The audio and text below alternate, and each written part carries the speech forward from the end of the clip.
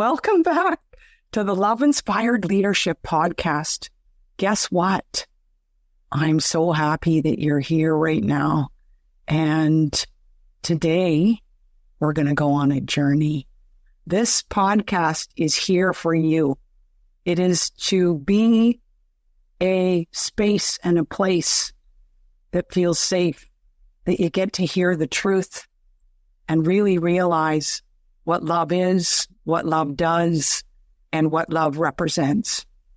And I have the honor of being the host, and I just feel so grateful for these interviews that I have the honor of traveling through in our conversations to impact your life in a meaningful way, to create love in motion. And today, I have an incredible human being to bring to you. I've had the honor of knowing this individual many, many years ago. We met in a circle of women, and it was an instant connection. She said a few words, and I think I walked up to her in my red sneakers and said, I am going to be friends with you. And there was this incredible bond that we had then. Life happens and we went in our separate ways. But in the last few years, we have had the honor of reconnecting. And her position to serve the world is one of the most sacred I've ever experienced in my life. She has such a deep, meaningful position to serve from her highest self. And I'll warn you, she is a walking encyclopedia of every inspirational book that has ever been written, practically. She can recite it. So she's a true inspiration for me in my life. And I love her to bits. And her name is Cheryl Brewster. And she is truly a sacred, intuitive consultant, spiritual guide. And she is the creator of the intuitive life peace process. That sounds good. It is her signature program, and it truly is for deep and lasting breakthroughs. She traded her power suit in the corporate world for a bold, meaningful adventure into the wilds of the human potential. And she supports leaders to turn stress into rocket fuel for creativity and measurable results with more peace and more joy. She also loves neuroscience. She is a Jungian psychology expert, and she loves metaphysics. And you know what else? I really want to do this with her too. She loves improv comedy, and you know, her lived wisdom is truly inspirational to me on a weekly basis. And Cheryl, thank you so much for coming on to my podcast today. Well, thank you so much. With that kind of introduction, I'd like to know me too. I know. Don't you sound great? Because you are. It's like, well, how do you like me so far? Exactly. I love you. Just saying. So let's venture into the position you have as this incredible intuitive to understand where love is in the moment for people. I mean, I know you do a lot of different services. You are a minister, you do weddings, you facilitate transitions for people as they pass and those kind of celebrations for life. You do many different things, yet, you know, how would you describe that position in the whole intuitive aspect in being in that presence of possibility for people? Because you do it in such an eloquent way. Wow. Well, thank you. have had so many profound experiences in my life that I am in a position right now where loving the self, appreciating the self is our gift of service to humanity. And I remember back in the day in my younger years saying to myself that life was God's gift to me, and living my life as fully as I could was my gift back to God. And as I matured through the years and trusting my intuition, which, as you know, is very gritty work. The fruits of the Spirit, peace, joy, love, all those amazing things comes at a cost of being willing to give up the familiar, because the familiar is very distorted. And although it's familiar, it's not necessarily the best thing for us. So at this time in history, what I appreciate about what we're both up to here is really listening to that deep voice that says there's a better way. And that better way is to be so attuned to self-kindness and to be willing to look at the unconscious programs where we have been abandoning the self, and to really be honest and let that pain move through. And as someone who's a real empath, we both are, I want to speak really today to the empaths in the world, because we take so much on.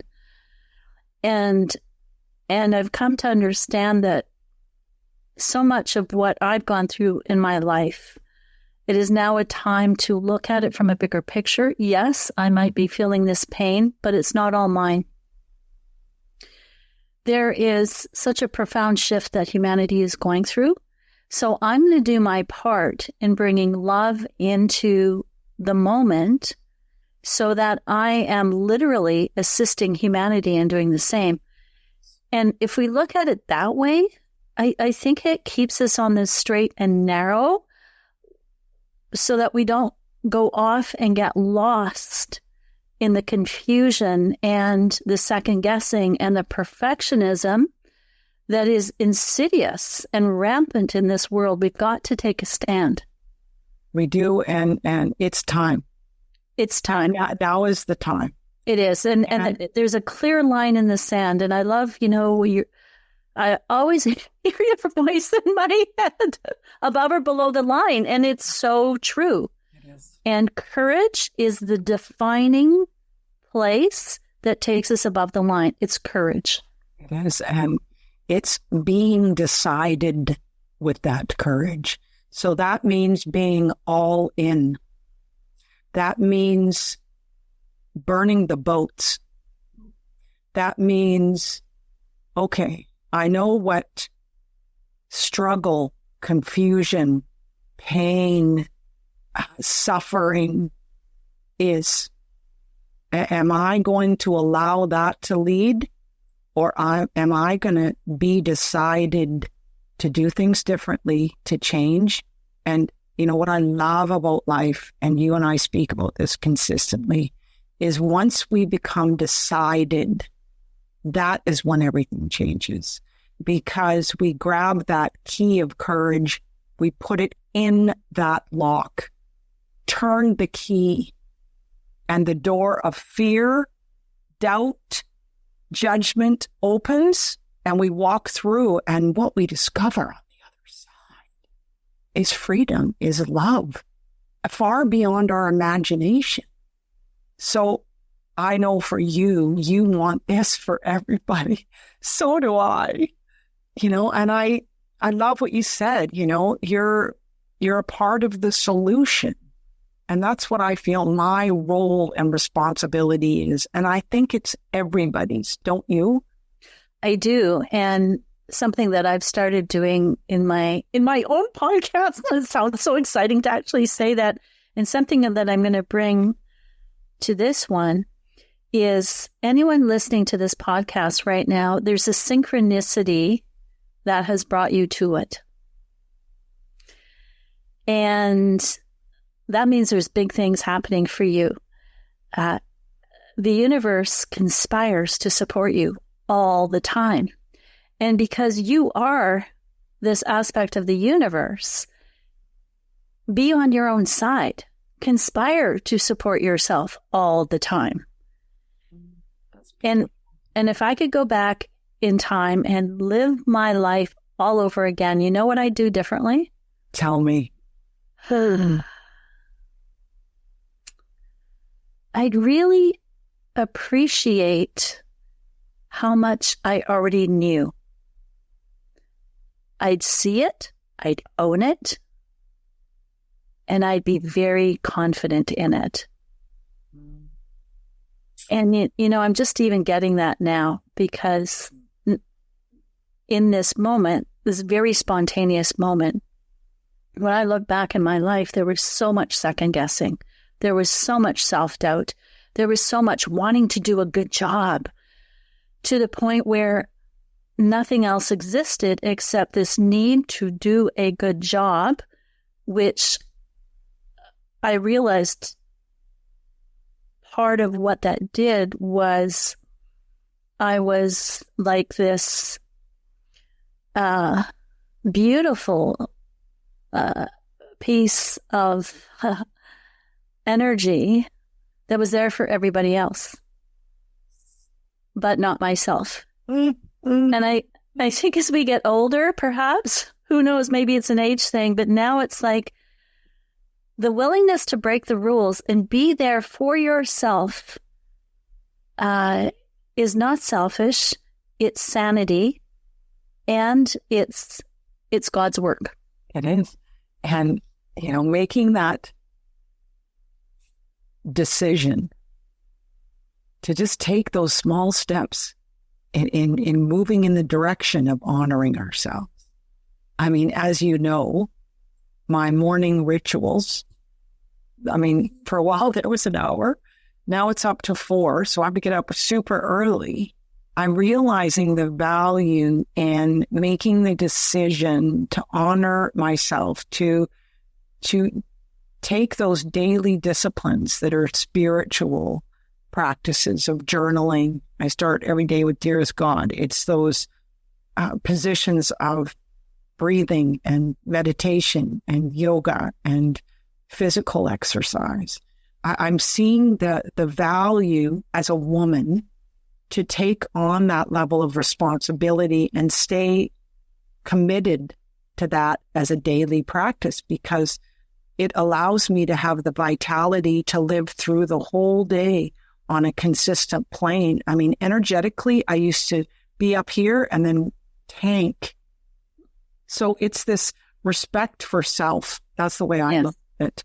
And you know, eating healthier foods and being conscious of what I put into my mouth and digest. And, you know, I think all of us have this glorious opportunity to find that place within ourselves that we can just one little change at a time. It's small steps that make the big difference. I mean, you agree with that too, right?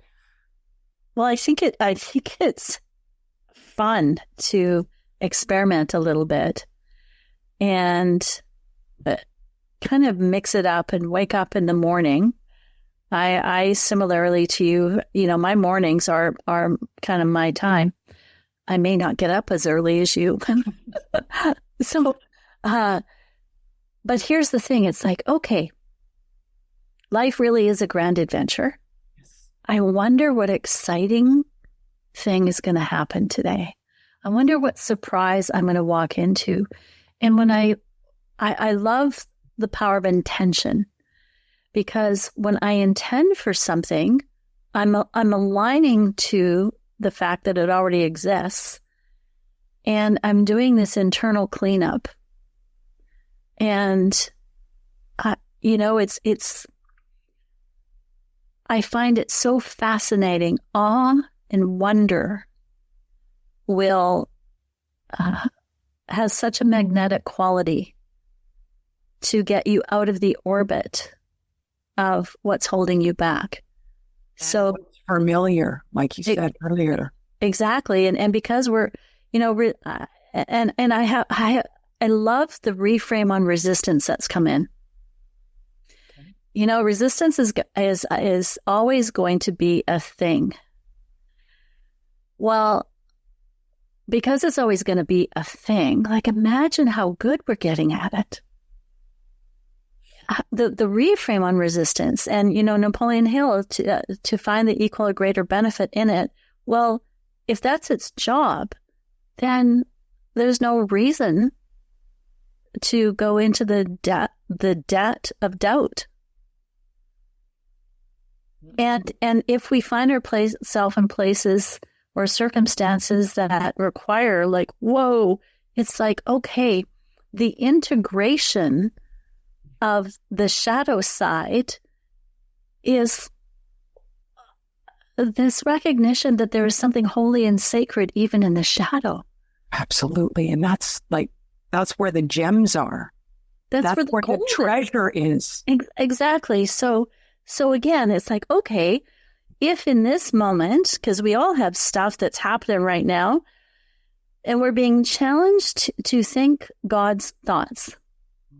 We're being invited to think that way. And my piece on that in thinking above the line is that we don't get to hear those messages, those words, those phrases, or receive that information when we are thinking below the line. It like blocks the channel when we're in fear, when we're in doubt, when we're worrying, when we're stressed about what's going to happen in the future, or we feel guilt about what's happened in the past. It's like this lifeline, the way I look at it, is blocked. So what I love, because life is an experiment, like you said earlier, right? What I love is just creating this beautiful, grateful, sacred space of curiosity and wonder and awe, like you said. And I wonder what's going to happen. I wonder what I can look forward to. So it's opening rather than constricting. And that openness is when we have this internal voice of wisdom that we can hear. Because when we're busy in our minds in fear, we don't hear it. Right? We don't. And that's where that opportunity to accept what's happening. And this was a real big one for me. It was like, there were times in my life where I know I'm capable of more, but I just can't seem to like find it. And it's the weirdest feeling in the world. And I had to just be okay with that.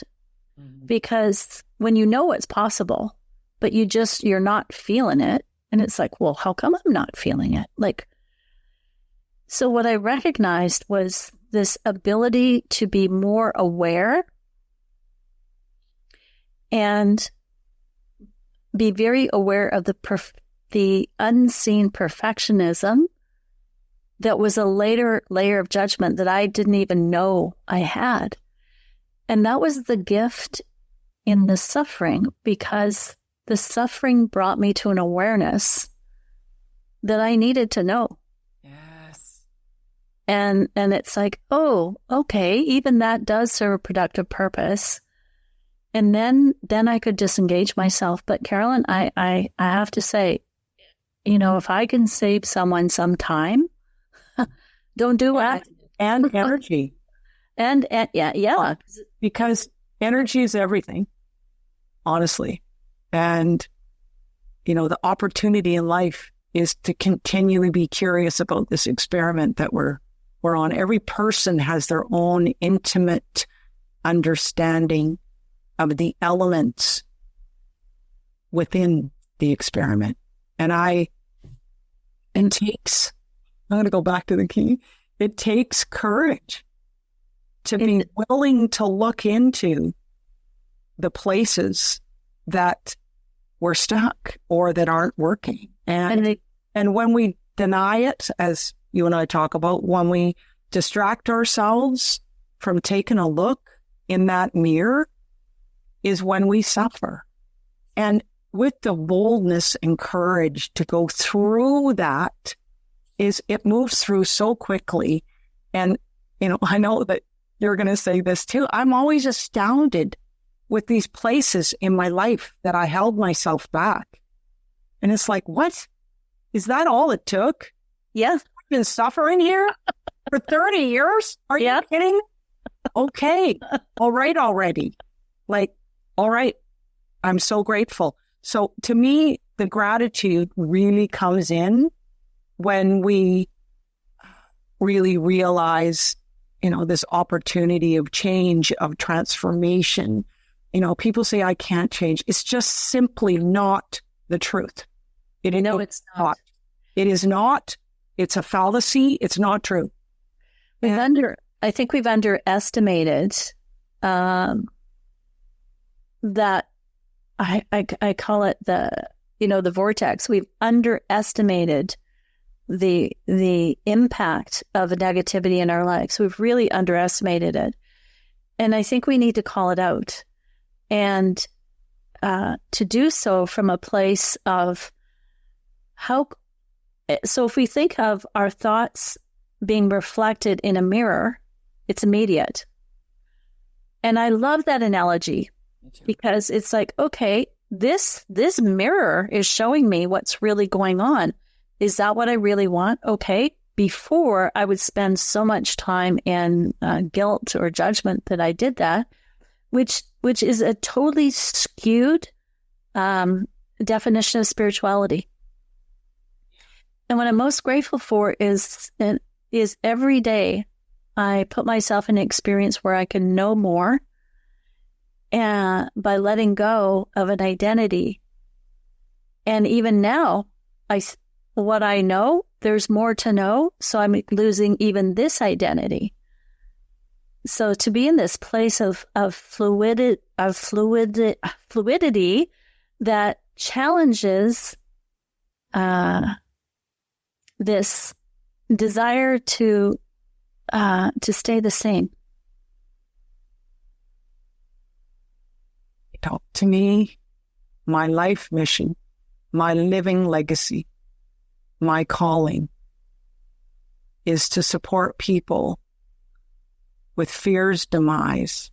Exactly. And for freedom to rise by being bold and courageous, to have a position of acute self-awareness. Yep. And it is our responsibility, and we are accountable for every single thought, every single decision, every single action that we do, and every single result and outcome that is in our life. And, I mean, I'm on this mission, you're on this mission. So we're inviting the audience who is listening here to take that journey too, because we are meant to live within this position of inner peace and calm and gracious gratitude for what is. And I know that your peace process, which I love, can you share that with the audience now? Absolutely. So the peace process is designed that as you go through change, as you go through transition, that you are integrating the opposites. So P, we pause. As soon as we pause, we breathe. As soon as we breathe, we relax the nervous system. And now you can align with the heart. As soon as you align with the heart, you're back in coherence. And you are in alignment with these amazing potentials. They already exist. And now you get to be in alignment with them. So P and then E for embody. Like, what's it like to embody the ultimate you right here, right now? And as you embody that, you're welcoming that into your experience and your reality. So A for accept it. Accept this grandness that is here. Because up to this point in time, you haven't. So when you accept it, now you collaborate with it.